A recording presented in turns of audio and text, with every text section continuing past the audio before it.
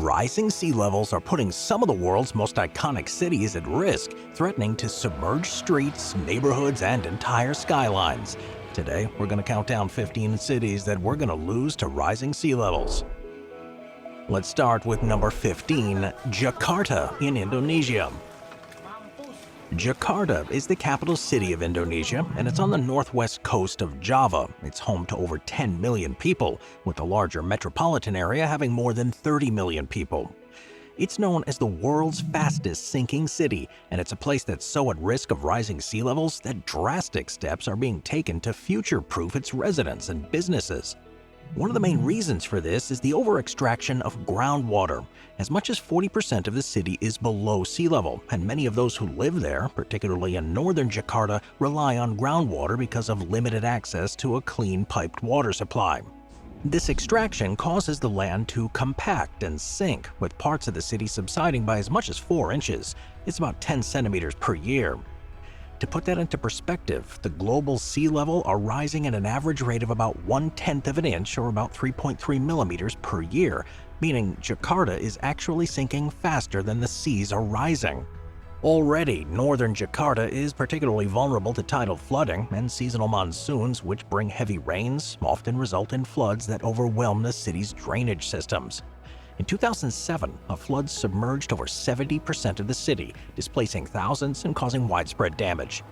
So, with predictions that much of the region could be underwater by 2050, the Indonesian government has started to make big changes. Authorities have launched the Giant Seawall Project. It's also known as the National Capital Integrated Coastal Development Plan, which aims to build a massive seawall shaped like Garuda, Indonesia's national emblem, to protect the city from the rising seas. This, though, won't be enough with the current rate that the city's expanding, so an even bigger project is underway too. Indonesia is now building a brand new capital city called Nusantara on the island of Borneo, with the idea that over the coming decades, the new government, businesses, and large proportion of the people will move there.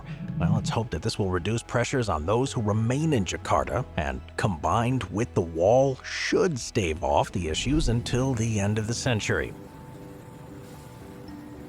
Number 14, New York City. So New York, it's one of the most famous and successful cities in the world, but it's built on a series of islands and peninsulas, and it's naturally vulnerable to flooding, storm surges, and coastal erosion. Sea levels around the city have already risen over a foot or 1/3 of a meter since 1900, which is faster than the global average. Projections suggest that by 2100, sea levels could rise by as much as 6 feet or 1.8 meters, depending on future greenhouse gas emissions and ice sheet dynamics.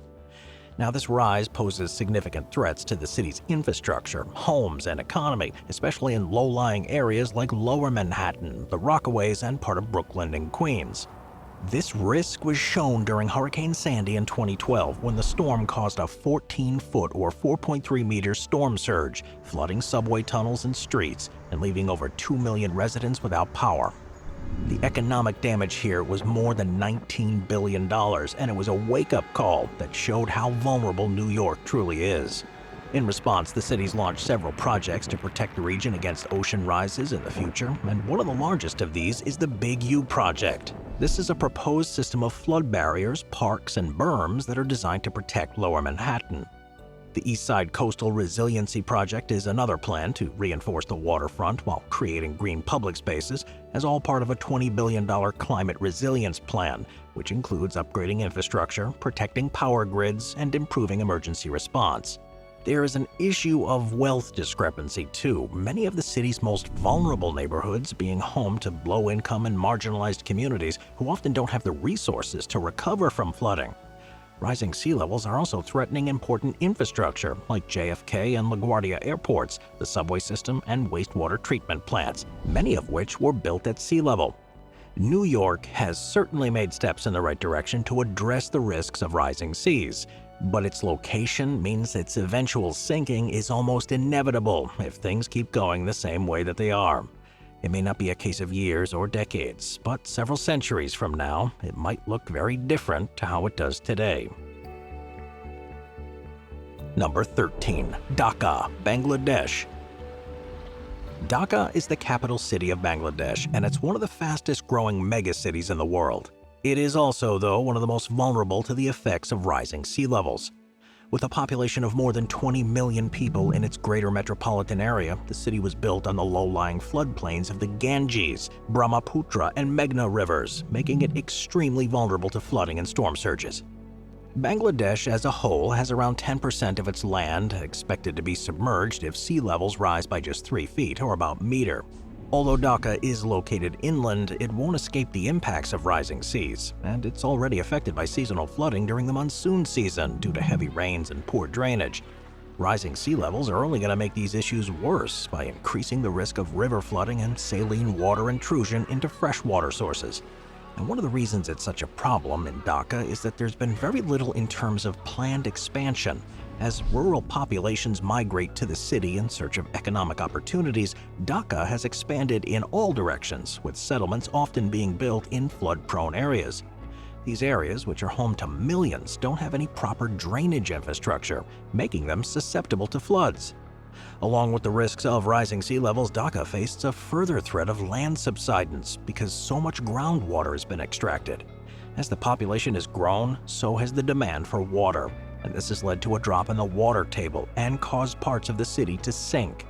This makes the city even more at risk of flooding, as lower-lying areas become submerged more easily. To try to protect the city, some flood protection measures have been taken, including the construction of embankments and pumping stations, but these have already been shown to be barely enough during severe weather. The scale of this problem means that without significant international support and a new approach to urban planning, Dhaka's issues with rising sea levels will only continue to worsen in the coming decades. Number 12. Venice, Italy. Of course, Venice in Italy is famous around the world because of its network of canals, historic architecture, and cultural heritage. But it's a place that faces huge threats from rising sea levels. It's built on a series of 118 small islands in the Venetian lagoon. Residents of the city have been in a battle against the waters of the Adriatic Sea for centuries, and the modern climate is making things much worse. There's a phenomenon called acqua alta, which are the seasonal high tides that flood the city and have been part of Venetian life for generations. These flooding events have, though, become more common and extreme in recent decades. The city is sinking at an estimated rate of as much as 1/10 of an inch or 3 millimeters per year due to natural geological processes and human activities, like groundwater extraction during the 20th century. At the same time, global sea levels are rising, and the combination of the two has led to a noticeable increase in incidents. In the year 1900, Venice experienced acqua alta about 10 times per year. Today, that number is around 60. The flood of November 2019 showed just how severe things have become when the water reached over 6 feet or 1.87 meters and covered landmarks like St. Mark's Basilica. Saltwater infiltration has further sped up the deterioration of the city's historic buildings and artwork, and it could be lost to the water within a century.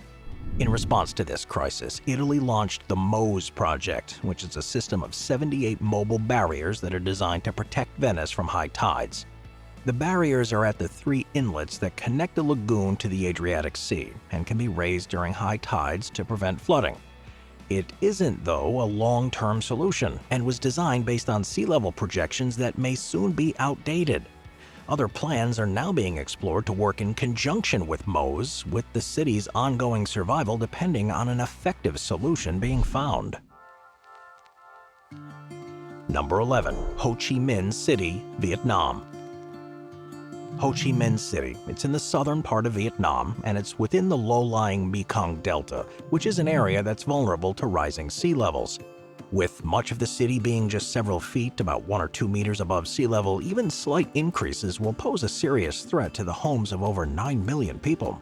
Seasonal monsoons already cause significant rainfall and flooding, which are going to overwhelm the city's drainage infrastructure. Now, rising sea levels along with land subsidence and increased rainfall have made flooding more persistent and damaging, with some districts like District 7 and Binh Tran now experiencing regular issues that disrupt transportation, damage buildings, and affect businesses. The Mekong Delta itself is called the Rice Bowl of Vietnam because of the huge agricultural and fishing industries there. This means that the rising sea levels will also affect the delta's ecosystem by introducing salt water into freshwater systems, which in turn is going to impact food production. As is the case elsewhere, land subsidence, which is caused by excessive groundwater extraction to meet the city's water needs, is making the problem worse. As the land sinks, it becomes even more susceptible to flooding. Attempts are underway to deal with some of the root problems, with Ho Chi Minh City now having a range of flood management and climate adaptation approaches. The city has invested in upgrading its drainage systems and constructing flood barriers and dikes to protect low-lying areas. One of the largest projects is a $450 million flood control system, which includes large tidal gates that are designed to manage the flow of water from the Saigon River. And people continue to move to the area, which is speeding up the decline. And the climate projections suggest that rising seas could eventually submerge significant portions of the city by 2050, making it more than likely that Ho Chi Minh City's future is not just in the hands of those that live there, but of the international community as a whole. Number 10. Georgetown, Guyana. Georgetown, the capital of Guyana, can be found on the northern coast of South America, where the Demerara River meets the Atlantic Ocean. The city itself is around 6 feet or 2 meters below sea level, making it susceptible to sea level rises, coastal erosion, and flooding.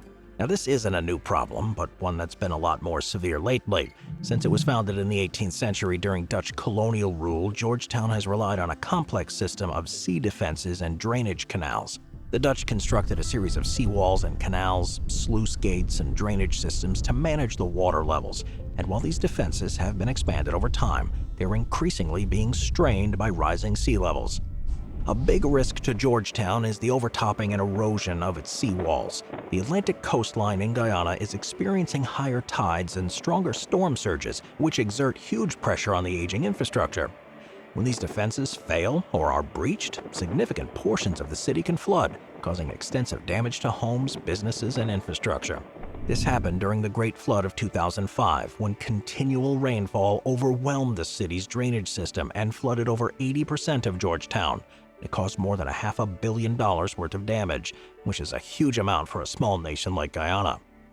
It is another city where land subsidence is an increasing problem as well, caused by both natural processes and human activities like groundwater extraction.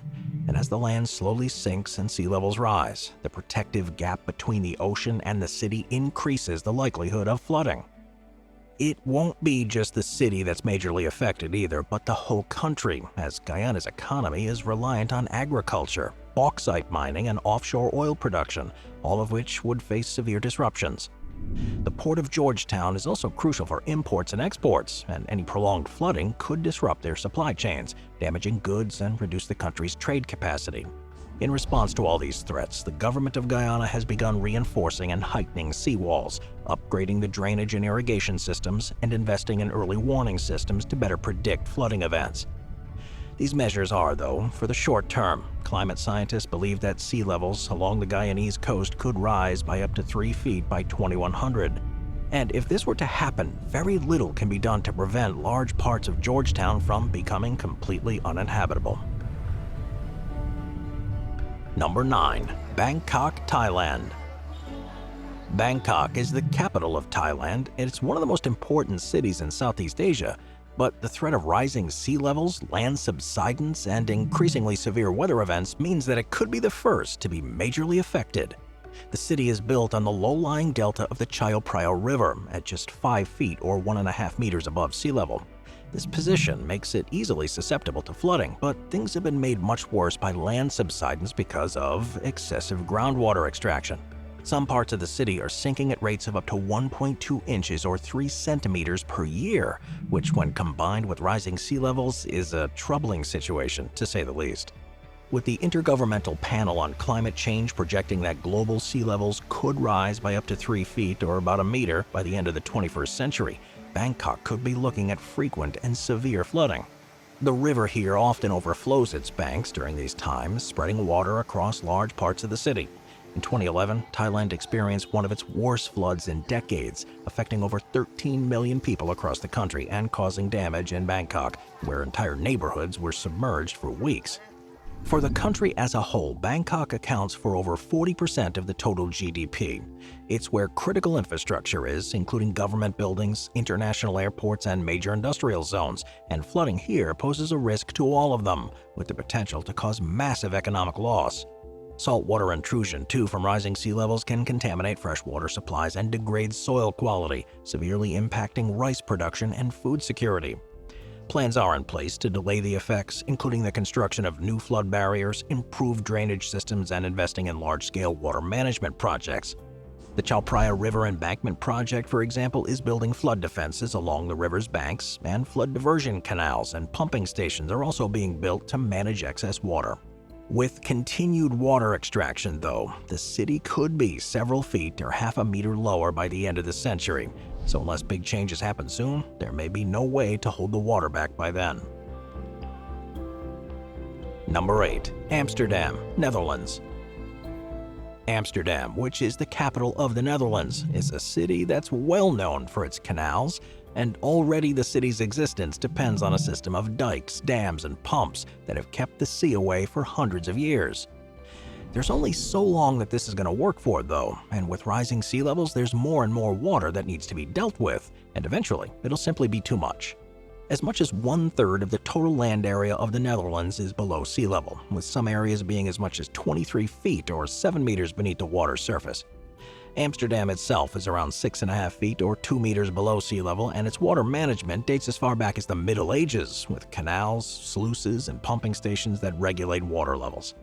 For Amsterdam, even a small rise in sea levels could have severe consequences. The North Sea, which borders the Netherlands, is expected to experience higher storm surges and tidal fluctuations.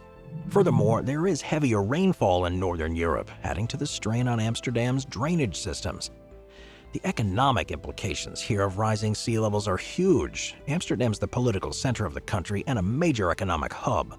The city's port is one of the largest in Europe, so flooding would disrupt shipping routes, damage infrastructure, and lead to massive losses. The Room for the River program, for example, is looking to give rivers more space to overflow simply by modifying landscapes and relocating dikes further inland. Amsterdam has also taken on the concept of living with water, which includes the development of floating homes, water plazas that double as public spaces and flood reservoirs, and green roofs that absorb rainwater. Huge investments continue to be put into its dikes and flood barriers through the Delta program, which is the long-term plan designed to prepare the country for any effects of climate change. With regular assessments of flood risks, the reinforcement of critical infrastructure, and policies that will ensure sustainable development in flood-prone areas, if anywhere will manage to slow down the effects of the seas rising, then it's Amsterdam. But even then, it's just buying extra time before the inevitable is going to happen. Moving on to number 7, Alexandria in Egypt. Alexandria is Egypt's second largest city. It can be found on the Mediterranean coast, which is a place that is steeped in history and known for its ancient library, the Lighthouse of Pharos, which is one of the 7 wonders of the ancient world, and its importance as a port city.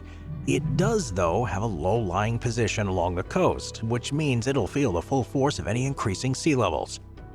Much of the city is just several feet or a few meters above sea level, and the Mediterranean Sea is rising at a rate of up to 1/10 of an inch or 2.5 millimeters per year, which is slightly higher than the global average.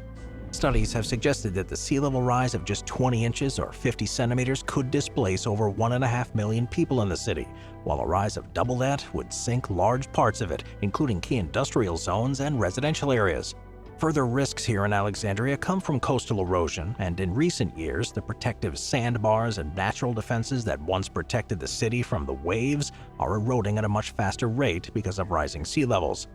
Building the Aswan High Dam in the 1960s, for example, significantly reduced the flow of sediment from the Nile to the Mediterranean coast, and greatly reduced the natural materials that Alexandria needed to replenish its beaches and build up its defenses. The coastline has, as a result, retreated, leaving the city more or less exposed to the rising sea. Seeing this, of course, as a major problem, the Egyptian government has taken a number of measures to protect it and its surrounding areas. Seawalls and breakwaters have been built along parts of the coastline to shield the city from waves and storm surges. Again, though, these are temporary solutions and will in no way help with the levels the Mediterranean Sea is expected to be at over the next century. As such an ancient city, it's not easy to adapt its infrastructure, as is the case with more modern settlements, meaning it's quite likely that in the future, it'll be lost to the ocean. Number 6. Manila in the Philippines. Manila, the capital of the Philippines, is one of the most densely populated cities in the world.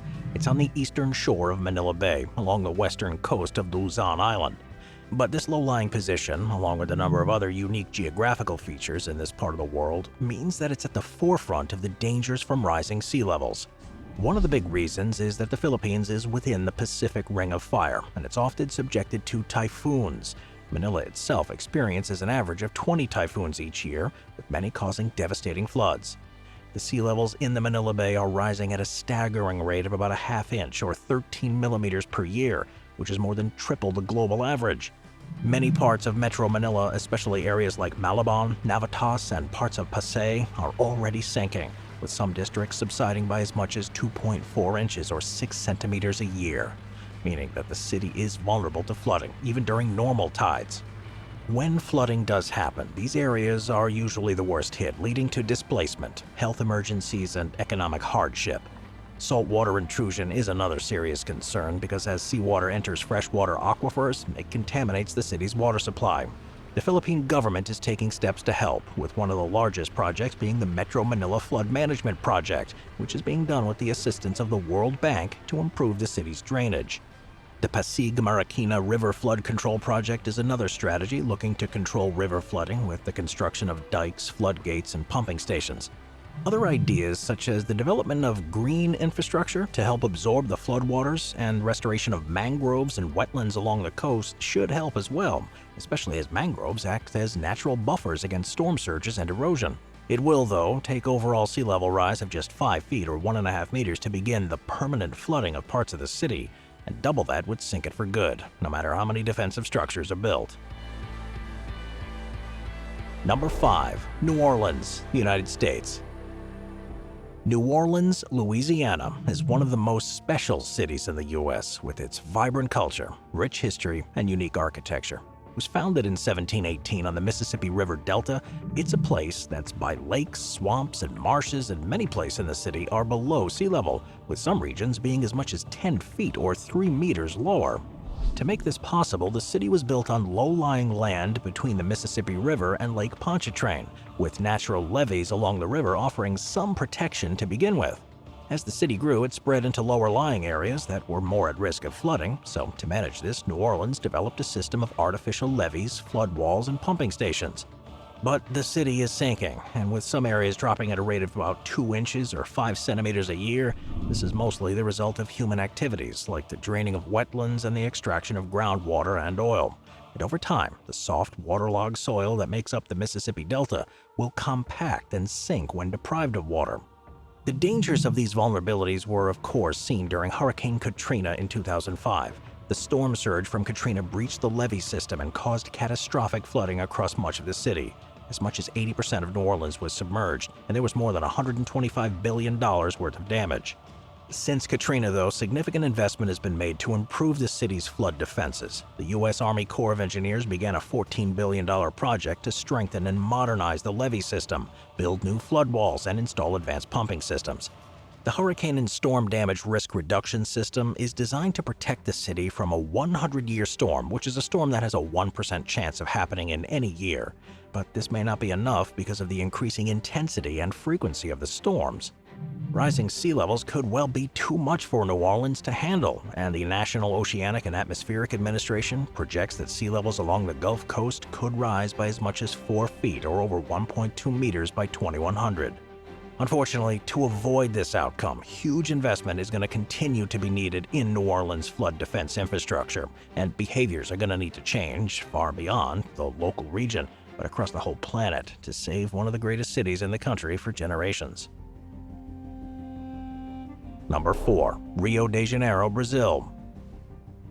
Rio de Janeiro, it's a stunning place that's known around the world for its natural beauty, its culture, and its landmarks like the Sugarloaf Mountain, Christ the Redeemer, and Copacabana Beach. Set along the southeastern coast of Brazil, against the Atlantic Ocean, and while parts of it have been built on steep hills, there are other regions of it that have sprawling beaches and low-lying coastal neighborhoods. One of the most visible risks here is the erosion and flooding of Rio's famous beaches, like Copacabana, Ipanema, and Leblon. They are central to the city's identity, but they also serve as a vital recreational space for residents. Rising waters here, along with stronger storm surges and more intense weather, will erode these beaches, reduce their size, and increase the likelihood of flooding. Coastal flooding is a threat to Rio's low-lying districts, many of which are home to vulnerable populations. And then there are the informal settlements, or favelas, which are built on precarious land near the coast or on hillsides that are either vulnerable to flooding or the risk of landslides that can be triggered by heavy rainfall. Saltwater intrusion, too, into freshwater systems is another major risk of rising sea levels for Rio, as most of the freshwater comes from the Guangzhou River, and this will soon be affected by just a short rise in sea levels. With the city also being a major port, that would be disrupted by rising oceans. The whole country's economy would suffer the consequences. Like many places, too, it's virtually an inevitability that, depending on how quickly the ocean waters rise, the low-lying parts of Rio will sink for good.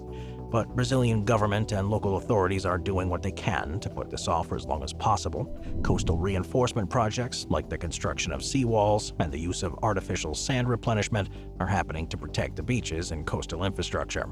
And as Rio has also invested in environmental restoration projects, including the reforestation of mangroves and the preservation of natural wetlands, they do act as natural barriers against storm surges and the coastal erosion. Number 3. Lagos, Nigeria. Nigeria's largest city, Lagos, it's one of the fastest-growing urban centers in the world and found along the southwestern coast of Nigeria, on the coastline in the Gulf of Guinea and the Atlantic Ocean. The city is home to over 20 million people, and it's hugely important to the economy of Nigeria. But it's a place that's had to deal with the risks of sea levels from the very start. It was actually built on a series of islands and low-lying coastal plains, much of which is only several feet or a few meters above sea level. The city already experiences regular flooding during the rainy season, but rising sea levels have begun to make this problem worse by increasing the frequency and severity of them. Coastal erosion from the rising seas and human activities like sand mining and construction further threatens the city's shoreline. The drainage system in the city is often overwhelmed during heavy rains, leading to waterlogged streets, sunken homes, and disrupted transportation networks. Even in the more affluent areas like Victoria Island and Lekki, flooding is a significant risk, partly because the neighborhoods, which are home to many of Lagos's businesses, embassies, and high-rise buildings, are built on land that was reclaimed from the ocean. Right now, flooding is already having an economic impact, with the city being Nigeria's commercial capital and the place with the country's largest port. It's become a vital gateway for imports and exports. The Nigerian government and Lagos state authorities have initiated various measures to reduce the risks. Flood control projects like the construction of drainage systems, levees, and flood barriers are underway to protect vulnerable areas. And the Eco-Atlantic Project is a huge land reclamation project that's looking to create a new, flood-resistant city district on land that has been reclaimed from the Atlantic Ocean, with modern infrastructure and protective seawalls designed to withstand the rising sea levels. An expensive and luxury development like that won't solve the problem for the majority of the city's residents, and will virtually guarantee that large parts of Lagos will be permanently flooded within 100 years, based on current estimates. Number 2. Guangzhou, China. Guangzhou is the capital of China's Guangdong province, and it's a large part of the Pearl River Delta mega-city cluster. It's become a global center for manufacturing, trade, and innovation, but its position along the Pearl River estuary makes it highly vulnerable. The Pearl River Delta itself is one of the world's most densely populated and economically powerful regions. The delta is a network of rivers, estuaries, and coastal wetlands that drain into the South China Sea. And most of Guangzhou's urban areas lie less than 6.5 feet or 2 meters above sea level, making it susceptible to the combined effects of rising sea levels and increasingly severe typhoons. The current predicted sea level rise by the end of this century, therefore, would be devastating for Guangzhou, which would begin to experience chronic flooding, displacement of residents, and widespread damage to infrastructure. A 2013 study by the World Bank ranked Guangzhou as the second most economically vulnerable city in the world related to climate flooding, with potential annual losses estimated in the billions of dollars if no adaptation are taken. With the city being home to more than 15 million people, many of whom live in low-lying, flood-prone areas, there will be a need to relocate everyone if the predictions for what will happen do come true, and this will put further pressure on authorities. The implications for this will go farther than Guangzhou itself, as it'll have major economic consequences for China and the rest of the world. The port of Guangzhou is one of the biggest on the planet, and it's central to international trade. Seeing the growing threat, the Chinese government and Guangzhou authorities have introduced measures to try to overcome the risks of rising sea levels. They've invested in strengthening its flood defenses, including the construction of levees, seawalls, and floodgates. Drainage systems are being upgraded to handle increased rainfall, and urban planning policy is increasingly insisting upon climate-resilient elements, and the Guangzhou Climate Change Adaptation Action Plan has put forward a series of measures to reduce greenhouse gas emissions. The city is also investing in early warning systems and disaster preparedness programs to improve their response times and reduce the impact of any flooding events. Eventually, though, if the ocean levels continue to rise, which they probably will, even this won't be enough to prevent the city from sinking in the end. Number 1. Malé, the Maldives. The Maldives have been one of the leading voices in the call for action to be taken to prevent climate change in recent years, and it's clear why residents and leaders of the country are so worried. It's located in the Indian Ocean. The Maldives is an archipelago of 26 atolls with around 1,200 islands, with the capital city being Malé, which itself is spread across 7 main islands. With an average elevation of just 5 feet or 1.5 meters above sea level, the Maldives is the world's lowest-lying country, and Malé is, as a result, vulnerable to the impact of rising ocean levels. With a population of over 200,000 people, it is one of the most densely populated cities in the world, and the combination of its low elevation and flat topography leaves it highly exposed to the effects of rising seas. Even minor increases in sea level can lead to frequent flooding, salinization of fresh water sources, and damage to critical infrastructure. The IPCC projections of sea level rises up to 3.3 feet or a meter by 2100 would be catastrophic for Malé, and it would submerge large parts of the city. The city's drainage systems, designed for a much smaller population, are usually overwhelmed, leading to waterlogged streets and property damage. Rising levels make this problem even worse by increasing the baseline water level. More intense storm surges lately have posed an even greater threat, as high tides and powerful waves can swarm across large portions of the city, damaging homes, businesses, and infrastructure. The Maldives International Airport, which is on Hulhulé Island, which is next to Malé's main island, is especially vulnerable, posing risks to tourism industry and the country's connectivity with the rest of the world. The government has, as a result, been looking at other adaptation methods, like the Safer Island strategy, which has begun to help relocate vulnerable communities, and they've developed more resilient infrastructure on selected islands. Possibly the biggest project of all, though, was the creation of Hulhul Malé, which is an entirely man-made island that's been built at a higher elevation than Malé and has climate-resilient infrastructure and sustainable urban design. While these projects offer hope for adapting to rising sea levels, they're costly, and they won't be possible across all the Maldives' inhabited islands. But with it virtually certain that within a century, huge parts of the Maldives' existing islands will have been lost, this is one of the only solutions that's available if it's a region that people want to continue to live in. Thanks for watching. Click here to watch the next video, 15 sinkholes that appeared out of nowhere. Thank you to our channel members.